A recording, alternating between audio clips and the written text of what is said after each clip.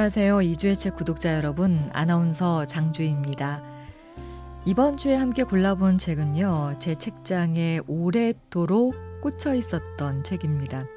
읽고 싶은 마음에 책을 구입을 했는데 책 앞쪽을 읽다가 또 포기하고 또 뒤쪽에 잠깐 보다가 접어두고 그렇게 10여 년 넘게 제 침대 옆 책장에 꽂혀만 있다가 얼마 전에 다시 들춰본 책이에요. 철학이 필요한 시간이라는 강신주님의 책인데요. 철학이라는 주제 자체가 참 어렵게 느껴지기도 하고 이 책에 소개된 책들 한 40여 권의 책들을 다 실제로 읽어본 적이 별로 없는 것 같습니다. 잃어버린 나를 찾아서라는 부분에 16권, 또 나와 너의 사이에 14권, 나, 너, 우리를 위한 철학의 17권의 책을 소개하고 있는 그런 입문책입니다. 한 권 한 권을 제대로 읽어보고 싶다는 욕심에 그 책들을 소개하는 이 책을 골랐었는데요. 철학을 어렵지만 그래도 꽤 깊이 있으면서 쉽게 풀어내는 강신주 철학가님의 강연을 듣다가 구입한 책, 제대로 한번 읽어보자는 마음에 이번 주에 한번 골랐습니다. 철학이 필요한 시간, 머리말부터 읽어드리죠.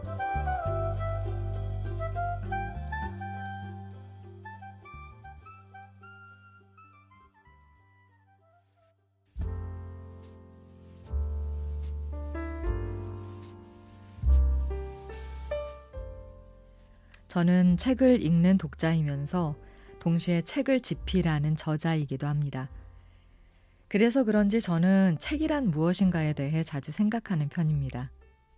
어린 시절부터 저는 책이란 알지 못하는 누군가로부터 받은 편지와 같다는 생각을 자주 하곤 했습니다. 지금도 그렇지만 서점에 들러 새롭게 출간된 책들을 뒤적이다가 제 마음을 동요시키는 책을 만나는 경우가 있습니다. 물론 모든 책들이 저를 설레게 하는 것은 아닙니다. 아주 소수의 책만이 저를 흔들어 깨웁니다. 이런 경우 누가 저의 마음을 엿보기라도 하듯이 저는 서둘러 책을 구입해 서점을 빠져나옵니다. 그리고 조용한 카페에 가서 커피를 마시며 한 장 한 장 두근거리는 마음으로 책장을 넘기곤 합니다. 삶의 고뇌가 쌓인 만큼 타인의 고뇌가 읽힌다고 했던가요? 페이지마다 절절하게 아로새겨진 알지 못하는 저자의 고뇌가 스펀지가 물을 흡수하듯이 제 마음에 젖어듭니다.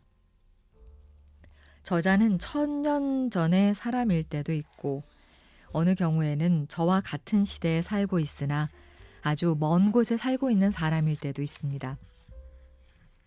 엄청난 시 공간을 넘어 책이란 매체를 통해서 저자가 저와 접속되었다는 사실이 기적처럼 느껴지기도 합니다. 간혹 어떤 책은 저에게만 보내는 연애 편지와 같다는 생각이 들기까지 합니다.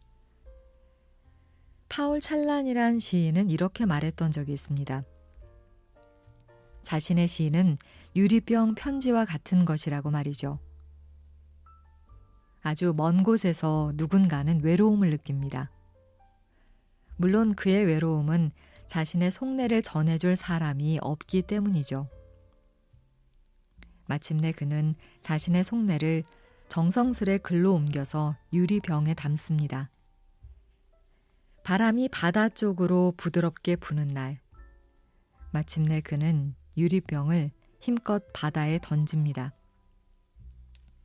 먼 바다로 흘러가서 보이지 않을 때까지 그는 유리병을 지켜봅니다. 그러고는 어떤 사람이 자신의 유리병 편지를 받을지 설레는 마음으로 집으로 돌아올 겁니다. 그가 바다에 던진 유리병 편지는 수차례의 거센 폭풍우를 뚫고 어느 낯선 바닷가에 도달하게 됩니다. 이것도 다행스러운 일이지만 아직 유리병 편지에게는 남은 일이 있습니다. 모래사장에 올라온 유리병 편지는 반쯤은 모래에 묻힌 채 누군가에게 발견되기를 기다려야 하니까 말이죠. 유리병 편지는 누군가에게 발견되는 것에 만족할 수가 없을 겁니다. 편지를 보낸 사람이 진정으로 원하는 것은 자신의 편지가 누군가의 삶과 마음을 동요시키는 것이기 때문이죠. 만약 그렇지 않다면 오디세우스와 같이 험한 바다를 방황했던 유리병 편지는 자신이 도달해야 할 곳에 이르지 못했다고 할 수 있습니다. 이렇게 사라진 유리병 편지는 얼마나 많을까요?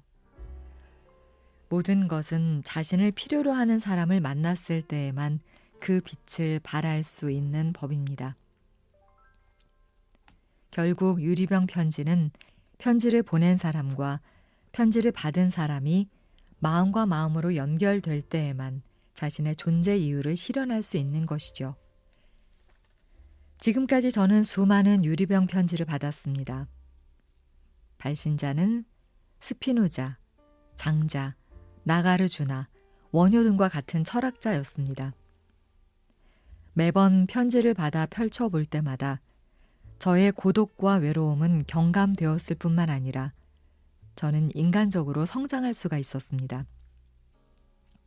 그 편지들을 통해 제 사유와 삶이 외롭지만은 않다는 위로를 받았으며 동시에 제 속내를 표현하는 관점이나 기법도 아울러 배울 수가 있었기 때문입니다.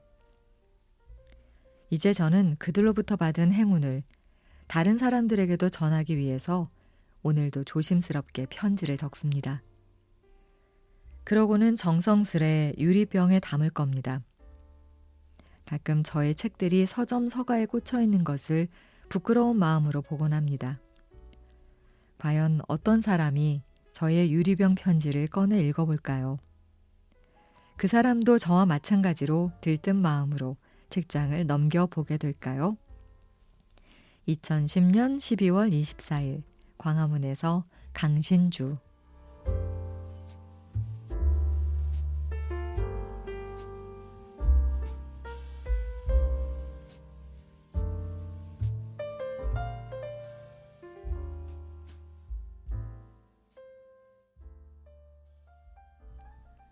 강신주 작가의 머릿말을 함께 읽어봤는데요. 머릿말을 읽으면서 그가 보낸 유리병 편지를 제가 10여 년 동안 묵히고 있었구나라는 생각을 하게 됐습니다. 그리고 다시 그 편지를 열어서 여러분과 나눌 수 있게 된 게 기쁘네요. 자, 이제 책 속으로 한번 본격적으로 들어가 보도록 하죠.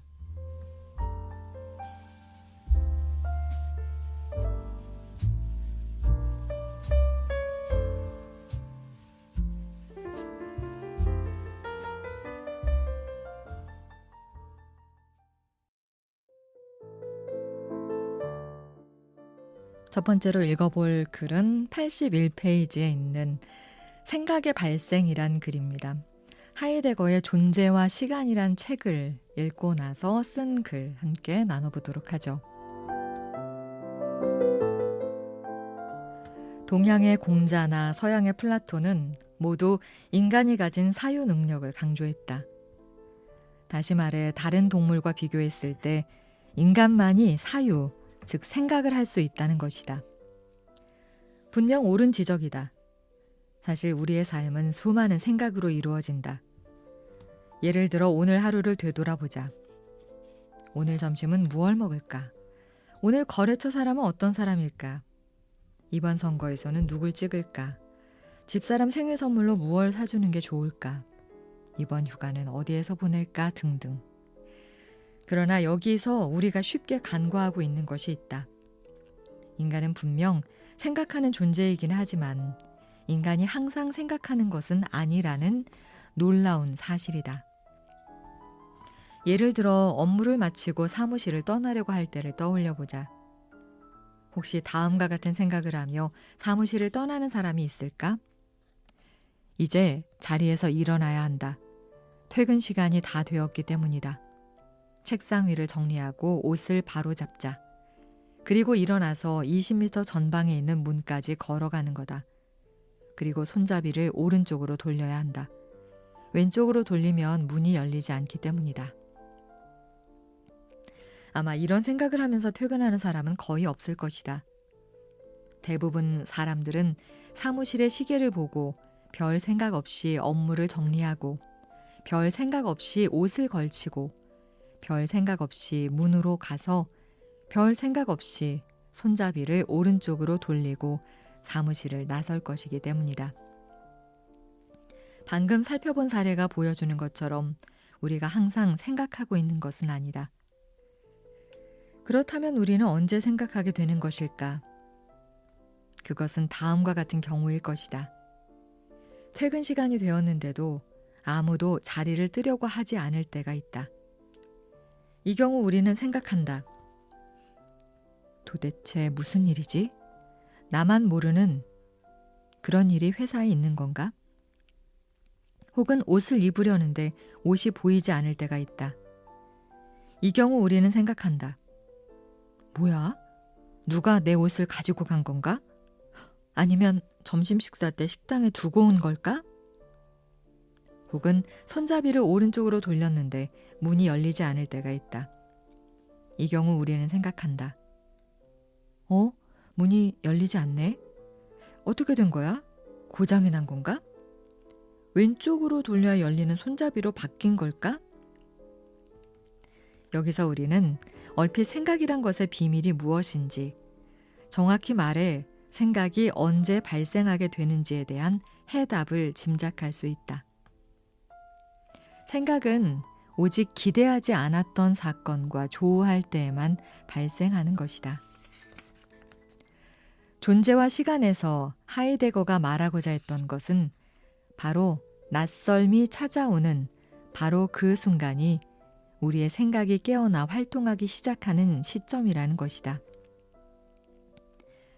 하이데거의 통찰은 사물과의 관계에만 적용되는 것이 아니라 타인과의 관계에도 적용된다. 결혼한 지 20년이나 되어 너무나 친숙한 부부가 있다고 하자. 아마 하이데거는 두 사람 사이의 관계를 배려함이나 손 안에 있음이라고 이야기할 것이다.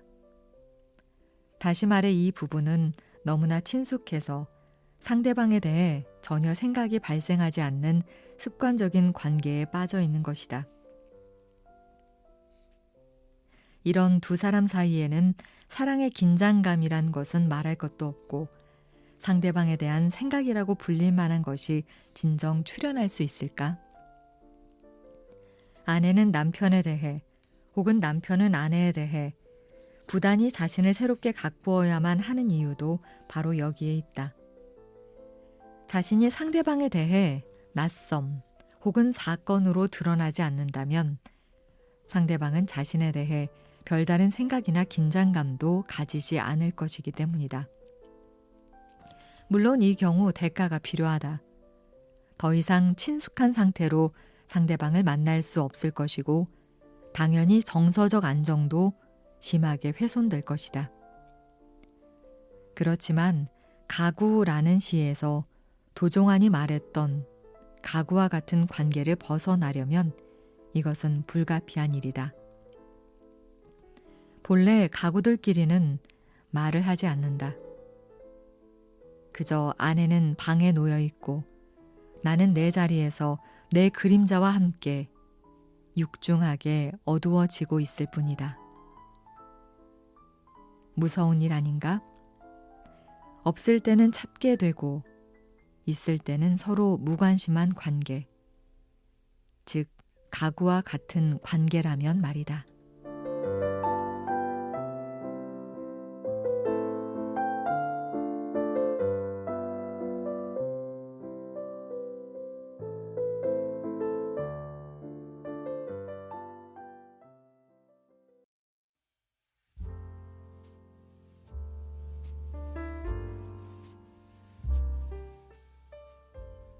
이번에 읽어볼 글은 133페이지에 있는 사르트르 책 존재와 무에 대한 글입니다.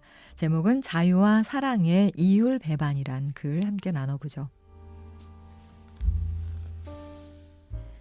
내가 어떤 타자를 사랑하는데도 불구하고 그 타자가 나를 전혀 사랑하지 않는 경우, 이보다 더 비극적인 사랑은 없을 것이다. 그러나 과연 이것은 비극일까? 다른 방식으로 물어보도록 하자.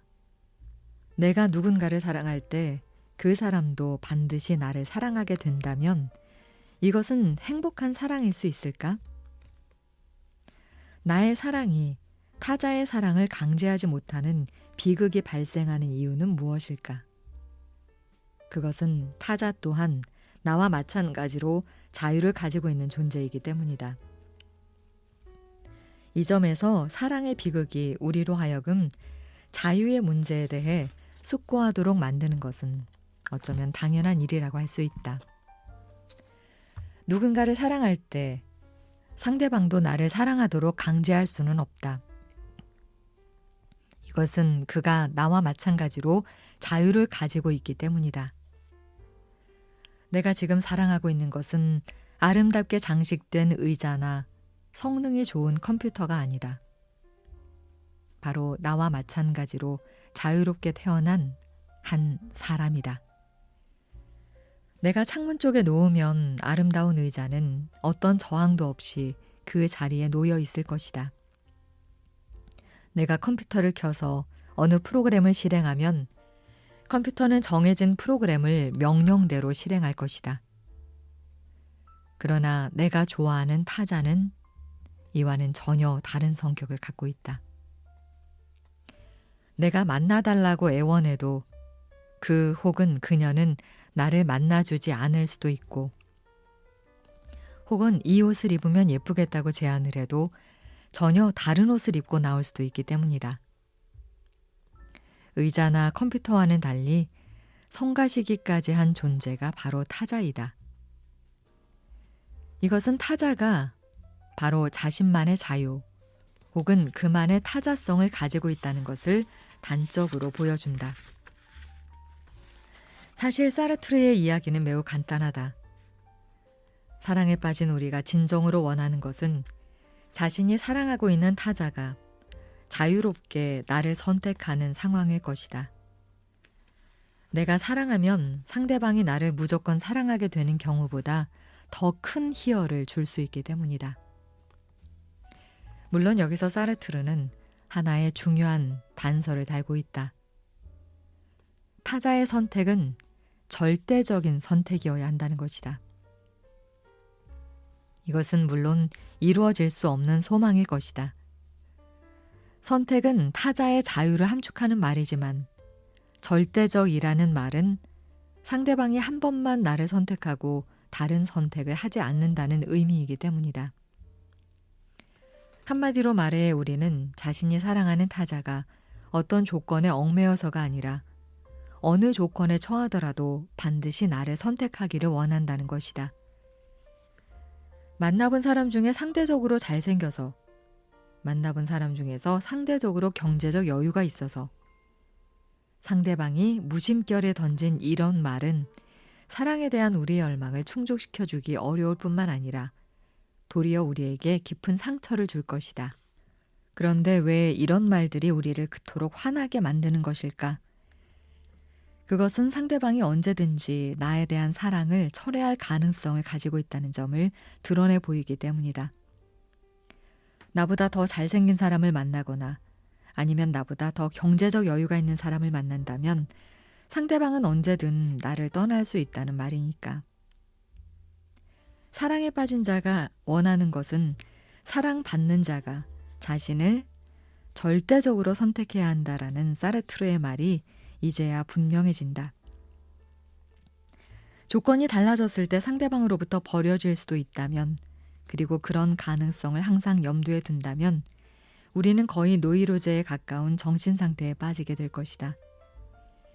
그래서 우리는 상대방이 어떤 조건에서도 나를 버리지 않기를, 다시 말해 자신을 절대적으로 선택하기를 그토록 원하는 것이다. 그렇지만 이것은 이루어질 수 없는 소망이 아닐까? 상대방은 자신의 자유를 버리지 않을 것이고, 아니 정확히 말해 버릴 수도 없기 때문이다.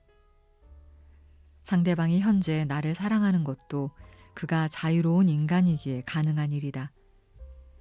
마찬가지로 그가 나를 버리는 것도 역시 그의 자유 때문에 가능한 일이라고 할 수 있다. 매우 역설적인 상황이다. 상대방이 나를 절대적으로 선택해 주기를 바라는 불가능한 소망 이면에는 상대방 역시 나와 마찬가지로 자유를 가지고 있다는 불길한 직감이 자리를 잡고 있기 때문이다.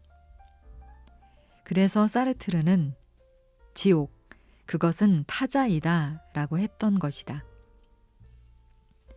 그렇지만 돌아보면 타자란 치명적이지만 동시에 멋진 지옥 아닌가? 한때는 즐겨 앉았던 의자도 시간이 지나면 실증이 난다. 의자는 더 이상 우리로부터 사랑을 받지 못하는 불행한 상태에 빠지게 된 것이다. 그렇다고 할지라도 의자는 자신의 행복과 불행을 반성할 수가 없고 따라서 이런 불행한 상황을 자유롭게 벗어날 수 없다. 반면 자유를 가진 타자의 경우 상황은 전혀 다르다. 우리의 관심이 줄어들었다는 사실을 알면 그는 언제든지 그 상황으로부터 벗어나려고 할 것이고 마침내 우리를 떠날 것이기 때문이다. 아직도 그를 사랑한다면 우리는 다시 그를 붙잡기 위해 고뇌의 나날을 다시 반복하게 될 것이다.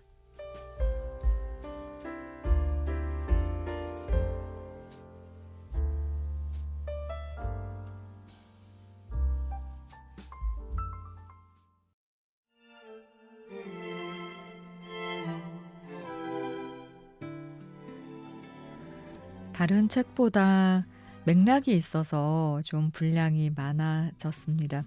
오늘 나눠볼 마지막 글 171페이지에 있는 살아있는 모든 것에 대한 감수성이란 글 골라봤습니다.